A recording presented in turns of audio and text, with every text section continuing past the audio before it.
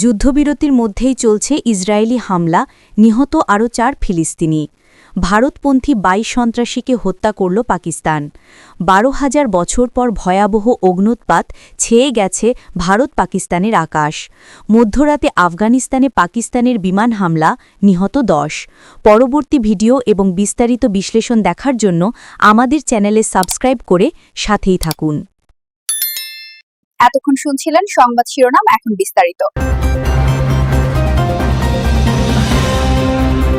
যুদ্ধবিরতির মধ্যেই ইসরায়েলি হামলা। মধ্যপ্রাচ্যের আকাশ আবারও বারুদের গন্ধে ভারী হয়ে উঠেছে। আন্তর্জাতিক সম্প্রদায়ের তীব্র চাপ এবং দীর্ঘ আলোচনার পর গাজায় যে যুদ্ধবিরতি চুক্তি কার্যকর হয়েছিল তা মুহূর্তের মধ্যেই ধূলিসাৎ হয়ে গেল। গাজার স্বাস্থ্য মন্ত্রণালয় এবং স্থানীয় সংবাদ মাধ্যমগুলো নিশ্চিত করেছে যে যুদ্ধবিরতির শর্ত সম্পূর্ণ উপেক্ষা করে ইসরায়েলি বাহিনী আজ ভোরে গাজার উত্তরাঞ্চলে নতুন করে বিমান ও ড্রোন হামলা চালিয়েছে। এই অতর্কিত এবং ভয়াবহ হামলায় ঘটনাস্থলেই প্রাণ হারিয়েছেন আরও ৪ জন ফিলিস্তিনি নাগরিক। নিহতদের মধ্যে শিশু ও বয়স্ক ব্যক্তি রয়েছেন বলে প্রাথমিক খবরে জানা গেছে। প্রত্যক্ষদর্শীরা জানান, কোনো ধরনের পূর্ব সতর্ক বার্তা ছাড়াই আবাসিক ভবন লক্ষ্য করে মিসাইল ছোড়া হয়। ধ্বংসস্তূপের নিচ থেকে হতাহতদের বের করে আনার জন্য উদ্ধারকর্মীরা প্রাণপণ চেষ্টা চালিয়ে যাচ্ছেন, কিন্তু ইসরায়েলি ড্রোনগুলো এখনও আকাশে চক্কর দেওয়ায় উদ্ধারকাজ ব্যাহত হচ্ছে। হাসপাতালের চিকিৎসকরা জানিয়েছেন, আহতের সংখ্যা অনেক বেশি এবং পর্যাপ্ত ঔষধের অভাবে পরিস্থিতি মানবিক বিপর্যয়ের দিকে যাচ্ছে। রাজনৈতিক বিশ্লেষকরা বলছেন, এই হামলা শুধুমাত্র একটি সামরিক আগ্রাসন নয়, বরং এটি শান্তি প্রক্রিয়ার ওপর এক বড় আঘাত। কাতার, মিশর এবং যুক্তরাষ্ট্রের মধ্যস্থতায় যে সাময়িক স্বস্তির আশা করা হয়েছিল, ইসরায়েলের এই পদক্ষেপে তা ভেস্তে যেতে বসেছে। হামাস ইতোমধ্যে হুঁশিয়ারি দিয়েছে যে যুদ্ধবিরতি লঙ্ঘনের সমুচিত জবাব তারা দেবে। অন্যদিকে তেল আবিব দাবি করেছে তারা নিরাপত্তার স্বার্থে নির্দিষ্ট হুমকি নির্মূল করতে এই অভিযান চালিয়েছে, কিন্তু আন্তর্জাতিক মানবাধিকার সংস্থাগুলো একে যুদ্ধাপরাধ হিসেবে অভিহিত করে অবিলম্বে তদন্তের দাবি জানিয়েছে। জাতিসংঘের নিরাপত্তা পরিষদেও এই নিয়ে জরুরি বৈঠকের ডাক আসতে পারে বলে ধারণা করা হচ্ছে। গাজার সাধারণ মানুষ, যারা একটু শান্তির আশায় বুক বেঁধেছিল, তারা আবারও মৃত্যু ভয় আর অনিশ্চয়তার অন্ধকারে নিমজ্জিত হল। বিশ্ব নেতারা এখন কি পদক্ষেপ নেন সেটাই এখন দেখার বিষয়। মধ্যপ্রাচ্যের এই সংঘাত এবং যুদ্ধ পরিস্থিতির প্রতি মুহূর্তের ব্রেকিং আপডেট সবার আগে পেতে এখনই আমাদের চ্যানেলটি সাবস্ক্রাইব করুন এবং সত্য খবর জানতে আমাদের সাথেই থাকুন। ভারতপন্থী ২২ সন্ত্রাসীকে হত্যা করল পাকিস্তান। পাকিস্তানের অভ্যন্তরীণ নিরাপত্তা পরিস্থিতিতে এক বড় ধরনের ঘটনা ঘটেছে। দেশটির সামরিক বাহিনীর জনসংযোগ বিভাগ বা আইএসপিআর দাবি করেছে যে তারা এক বিশেষ গোয়েন্দাভিত্তিক অভিযানে বড় সাফল্য পেয়েছে।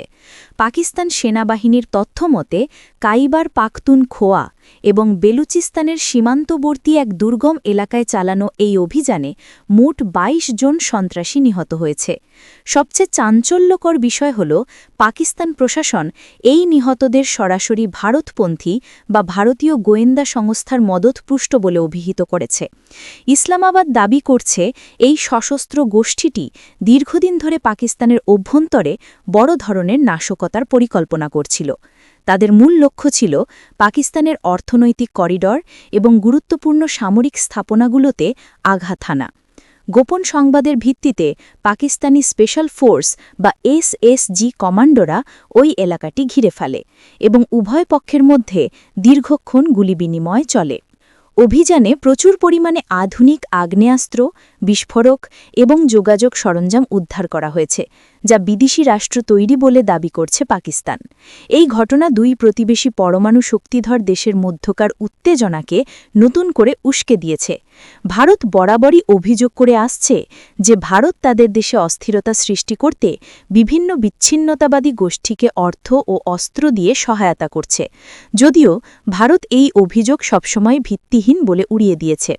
আজকের এই ঘটনার পর ভারতীয় পররাষ্ট্র মন্ত্রণালয়ের পক্ষ থেকে তাৎক্ষণিক কোনো প্রতিক্রিয়া পাওয়া না গেলেও মানবিক বিশ্লেষকরা মনে করছেন এই ঘটনাকে কেন্দ্র করে সীমান্তে উত্তেজনা বহুগুণ বেড়ে যেতে পারে। নিহতদের পরিচয় বা তাদের সাংগঠনিক কাঠামো সম্পর্কে পাকিস্তান এখনও বিস্তারিত কোনো প্রমাণ আন্তর্জাতিক মহলে পেশ করেনি। তবে অভিযানের ব্যাপকতা দেখে বোঝা যাচ্ছে পাকিস্তান সরকার দেশের অভ্যন্তরীণ নিরাপত্তা এবং সীমান্ত সুরক্ষায় কঠোর অবস্থান গ্রহণ করেছে। এই ২২ জনের মৃত্যু এবং তাদের ভারতপন্থী তকমা দক্ষিণ এশিয়ার ভূ-রাজনীতিতে নতুন কোনো মেরুকরণের জন্ম দেয় কিনা তা নিয়ে কূটনৈতিক মহলে শুরু হয়েছে জোর জল্পনা। ভারত-পাকিস্তান সম্পর্কের এমন স্পর্শকাতর খবর এবং প্রতিরক্ষা বিষয়ক গভীর বিশ্লেষণ মিস করতে না চাইলে এখনই সাবস্ক্রাইব বাটনে ক্লিক করে বেল আইকনটি বাজিয়ে দিন। ১২,০০০ বছর পর ভয়াবহ অগ্ন্যুৎপাত। প্রকৃতি আজ তার রুদ্র রূপ ধারণ করেছে, যা গত ১২,০০০ বছরেও দেখেনি বিশ্ব। ইতিহাসের পাতায় নাম লেখানো এক সুপ্ত আগ্নেয়গিরি হঠাৎ করেই জেগে উঠেছে ভয়াবহ গর্জনে। বিজ্ঞানীদের সমস্ত পূর্বাভাসকে চ্যালেঞ্জ জানিয়ে এই অগ্ন্যুৎপাতের তীব্রতা এতটাই বেশি ছিল যে এর ছাই ও ধোঁয়ার বিশাল কুণ্ডলী স্ট্র্যাটোস্ফিয়ার ভেদ করে ছড়িয়ে পড়েছে মাইলের পর মাইল। সবচেয়ে উদ্বেগের বিষয় হল এই অগ্ন্যুৎপাতের ফলে নির্গত ছাইয়ের বিশাল মেঘ ভারত ও পাকিস্তানের আকাশ সম্পূর্ণ ঢেকে ফেলেছে। আজ সকাল থেকেই দুই দেশের বিভিন্ন রাজ্যে সূর্যের আলো পৌঁছাতে পারছে না। মনে হচ্ছে যেন দিনের বেলাতেই নেমে এসেছে গভীর রাতের অন্ধকার। আবহাওয়া দপ্তর জানিয়েছে আগ্নেয়গিরি থেকে নির্গত সালফার ডাইঅক্সাইড এবং সূক্ষ্ম ধূলিকণা বাতাসের মানের সূচককে AQI বিপজ্জনক মাত্রায় নিয়ে গেছে।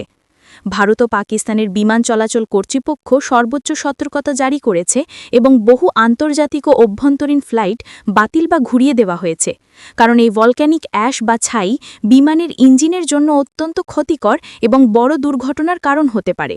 পরিবেশ বিজ্ঞানীরা বলছেন ১২,০০০ বছর আগে শেষবার যখন এই আগ্নেয়গিরিটি সক্রিয় হয়েছিল তখন এটি দীর্ঘমেয়াদী জলবায়ু পরিবর্তনের কারণ হয়ে দাঁড়িয়েছিল।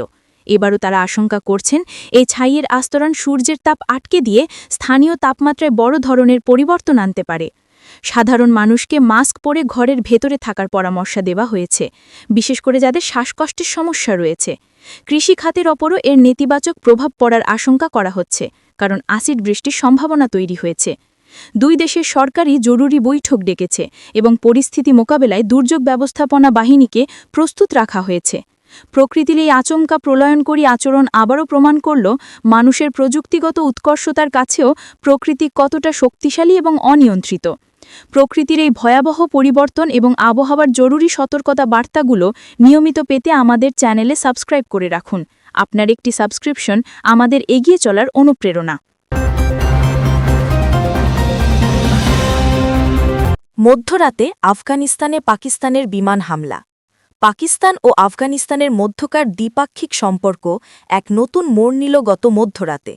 পাকিস্তানের বিমান বাহিনী আফগানিস্তানের ভূখণ্ডের ভেতরে ঢুকে খোস্ত ও কুনার প্রদেশে অতর্কিত বিমান হামলা চালিয়েছে। স্থানীয় সূত্র ও আফগান সংবাদ মাধ্যমগুলোর তথ্যমতে এই হামলায় অন্তত ১০ জন নিহত হয়েছেন। নিহতদের মধ্যে নারী ও শিশু রয়েছে বলে দাবি করছে আফগান কর্তৃপক্ষ। পাকিস্তান সেনাবাহিনীর পক্ষ থেকে বলা হয়েছে তারা আফগানিস্তানের মাটিতে লুকিয়ে থাকা তেহরিকি তালিবান পাকিস্তান TTP এর ঘাঁটিকে লক্ষ্য করে এই সার্জিক্যাল স্ট্রাইক চালিয়েছে। ইসলামাবাদ দীর্ঘদিন ধরেই অভিযোগ করে আসছে যে আফগান তালিবান সরকার TTP জঙ্গিদের আশ্রয় দিচ্ছে এবং পাকিস্তানের বিরুদ্ধে তাদের মাটি ব্যবহার করতে দিচ্ছে। গতকালের এই হামলাকে পাকিস্তান তাদের আত্মরক্ষার অংশ হিসেবেই দেখছে এবং জঙ্গিবাদ দমনে প্রয়োজনীয় পদক্ষেপ বলে দাবি করেছে। তবে আফগানিস্তানের ক্ষমতাসীন তালিবান সরকার এই ঘটনার তীব্র নিন্দা জানিয়েছে। তালিবান মুখপাত্র জাবিহুল্লাহ মুজাহিদ এক বিবৃতিতে বলেছেন, পাকিস্তানের এই হামলা আফগানিস্তানের সার্বভৌমত্বের ওপর সরাসরি আঘাত এবং আন্তর্জাতিক আইনের লঙ্ঘন। প্রতিবেশীর ওপর এমন আগ্রাসন কোনোভাবেই মেনে নেওয়া হবে না। সীমান্তের দুই পাশেই এখন চরম উত্তেজনা বিরাজ করছে। তোরখাম ও চমন সীমান্তে অতিরিক্ত সেনা মোতায়েন করা হয়েছে। আফগান জনগণ এই হামলার প্রতিবাদে রাস্তায় নেমে এসেছে এবং পাকিস্তান বিরোধী স্লোগান দিচ্ছে। বিশ্লেষকরা মনে করছেন মধ্যরাতে চালানো এই হামলা দুই দেশের কূটনৈতিক সম্পর্ককে একেবারে তলানিতে নিয়ে ঠেকেছে। এর ফলে সীমান্তে বড় ধরনের সংঘাতের আশঙ্কা তৈরি হয়েছে। আফগানিস্তানে মানবিক সংকট এমনিতেই চরমে, তার উপর এই সামরিক সংঘাত সাধারণ মানুষের জীবনকে আরও দুর্বিষহ করে তুলবে। পাকিস্তান যদি এই ধরনের হামলা অব্যাহত রাখে, তবে তালিবান সরকার পাল্টা কোনো পদক্ষেপ নেয় কিনা সেদিকেই এখন তাকিয়ে আছে আন্তর্জাতিক মহল। দক্ষিণ এশিয়ার স্থিতিশীলতার জন্য এই ঘটনা এক বড় অশনি সংকেত হিসেবে দেখা হচ্ছে। আন্তর্জাতিক রাজনীতির এই জটিল সমীকরণ এবং ব্রেকিং নিউজগুলো সবার আগে আপনার কাছে পৌঁছে দিতে আমরা বদ্ধপরিকর, তাই পরবর্তী ভিডিওটি দেখার জন্য এখনই সাবস্ক্রাইব করুন।